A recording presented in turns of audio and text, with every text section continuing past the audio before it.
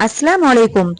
সকাল বা বিকেলের খাওয়ার জন্য হেলদি এবং টেস্টি নাস্তার রেসিপি বানানো ভীষণ সহজ এবং খেতে কিন্তু দুর্দান্ত লাগে। তাহলে দেরি না করে আজকের রেসিপি দেখে নিন আমি আজকে কি করে বানাই। প্রথমে আমি একটি মিক্সিং বোল নিয়েছি, তাতে নিয়েছি 2 কাপ পরিমাণ গমের আটা, গমের ফ্রেশ আটা নিয়েছি, যে আটাতে আমরা রুটি তৈরি হয়। এই আজকে আমি এই নাস্তাটি একদম হেলদি করার সম্পূর্ণ চেষ্টা করেছি, তার জন্য আমি আটা ব্যবহার করেছি। এইবার আটাতে আমি দিয়ে দিলাম স্বাদ মতো লবণ, তারপর দিয়ে দিলাম হাফ চামচ মতো আজওয়ান, হাতে একটু ক্রাশ করে দিয়ে দিলাম। আজওয়ান আমাদের হজমের জন্য কিন্তু ভীষণই সাহায্য করে। তারপর দিয়ে দিলাম 2 চামচ পরিমাণ সাদা তেল। তারপর নর্মাল পানি দিয়ে আমি একটা সফট ডো রেডি করে নিলাম। খুব একদম নরম ডো রেডি করতে হবে না, নইলে কিন্তু যেহেতু আটার ডো খুব কিন্তু নরম হয়ে যাবে। তারপরে উপর থেকে একটু তেল দেওয়ার পরে আমি ঢাকা দিয়ে এটাকে রেখে দিলাম যতক্ষণ পর্যন্ত আমি এর জন্য একটা পুর রেডি করে নিব নাস্তাটির ভেতরের জন্য। তার জন্য আমি একটা গ্যাসে কড়াই বসিয়ে দিয়েছি, তাতে দিয়ে দিয়েছি 2 চামচ পরিমাণ সাদা তেল। তেলটা গরম হয়ে গেলে দিয়ে দিলাম হাফ চামচ পরিমাণ কাঁচা জিরে। তারপরে দিয়ে দিলাম দুটো মিডিয়াম সাইজের পেঁয়াজ কুচি। পেঁয়াজটা যখন 2 মিনিট মতো নাড়াচাড়া করা হবে তখন এর মধ্যে দিয়ে দিব টমেটো কুচি একটা, তারপরে দুটো কাঁচা লঙ্কা কুচি আর সামান্য পরিমাণ ক্যাপসিকাম কুচি। আপনাদের ইচ্ছে মতো অবশ্যই কিন্তু সবজিগুলো অবশ্যই কিন্তু আপনারা দিতে পারেন, আর ঝালটা আপনারা একটু বুঝে শুনে দেবেন। তারপরে আমি এখানে দিয়ে দিলাম একটু করে লবণ, 1 চিমটি হলুদের গুঁড়ো, আর এখানে আমি অ্যাড করব হাফ চামচ মতো গরম মশলার গুঁড়ো। আর কোনো রকম মশলা আমি কিন্তু আজকে এখানে ব্যবহার করব না। তারপরে এখানে দিয়ে দিলাম একটা আলু গ্রেট করে দিয়ে দিলাম, আগে থেকে আমি আলুটাকে সেদ্ধ করে রেখেছিলাম। তারপর দিয়ে দিলাম ডিমের 3টে ভুজিয়া, তারপর 2 চামচ পরিমাণ সস।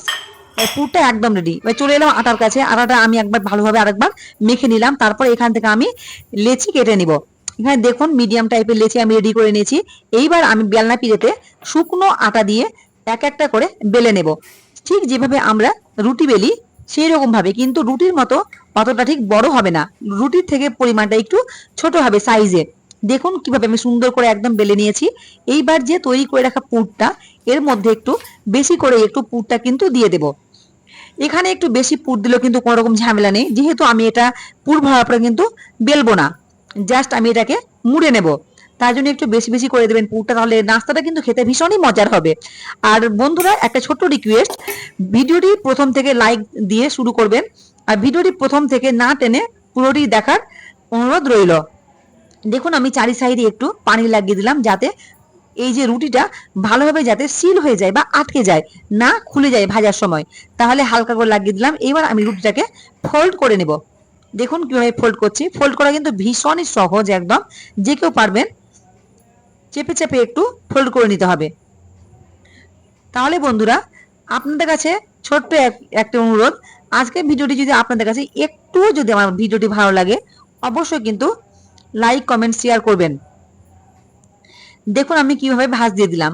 প্রত্যেকটি নাস্তা আমি একই রকম ভাবে কিন্তু পুর ভরবো আর এইভাবে কিন্তু ভাঁজ দিয়ে নিব।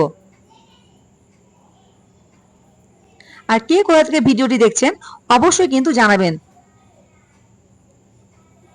আর আমি কিন্তু একটু বেশ বড় বড় সাইজের কিন্তু আজকে এই নাস্তাটি করেছি, আপনারা ছোট বড় যার যেমন ইচ্ছে এইভাবে কিন্তু করতে পারেন। তারপরে আমি একটা থালা নিয়ে নিলাম, থালাতে একটু শুকনো আটা ছড়িয়ে দিলাম। এই নাস্তাটা আমি থালার উপর তুলে রাখবো যাতে থালার মধ্যে না লেগে যায়, তার জন্য এই আটাটাকে ছড়িয়ে দিয়েছি আমি। দেখতেই পাচ্ছেন একই রকম ভাবে আমার সবগুলো নাস্তা রেডি হয়ে গেল। এইবার ভাজার পালা। এইবার আমি গ্যাসে একটা ফ্রাই প্যান বসিয়ে দিয়েছি, তাতে দিয়েছি 1 চামচ পরিমাণ সাদা তেল। আজকে আমি এটা ডিপ ফ্রাই করবো না, করবো শ্যালো ফ্রাই, তার জন্য আমি অল্প করে তেলটা দিয়েছি। দেখুন বন্ধুরা এদিক ওদিক ভালোভাবে এপিট ওপিট উল্টে পাল্টে লো টু মিডিয়াম ফ্লেমে আমি নাস্তাগুলোকে সেকে নিয়েছি বা ভেজে নিয়েছি। একটু সময় নিয়ে ধৈর্য সহকারে কিন্তু একটু এই নাস্তাগুলো ভাজতে হবে, তাহলে আপনার কি ভেতরটা একটুও কাঁচা থাকবে না। তাহলে দেখুন আমার একটা নাস্তা রেডি হয়ে গেল। একই রকম ভাবে সবগুলো আমি নাস্তা রেডি করে নিয়েছি। দেখতেই পাচ্ছেন কতটা সুন্দর হয়েছে। আর যেহেতু আটা দিয়ে করেছি কোনো রকম ঝামেলা ছাড়াই, আটা যেহেতু আমাদের ঘরে সবসময় অ্যাভেলেবেল থাকে, আর আমাদের স্বাস্থ্যের জন্য কিন্তু আটা ভীষণই উপকারী। তাহলে বন্ধুরা আজকের আমার এই রেসিপি আপনাদের কেমন লাগলো অবশ্যই কিন্তু জানাবেন। আর ভিডিওটি ভালো লাগলে লাইক কমেন্ট শেয়ার করবেন এবং আমার চ্যানেলটিকে সাবস্ক্রাইব করে নিচের বেল আইকনটি কিন্তু অবশ্যই প্রেস করে দেবেন।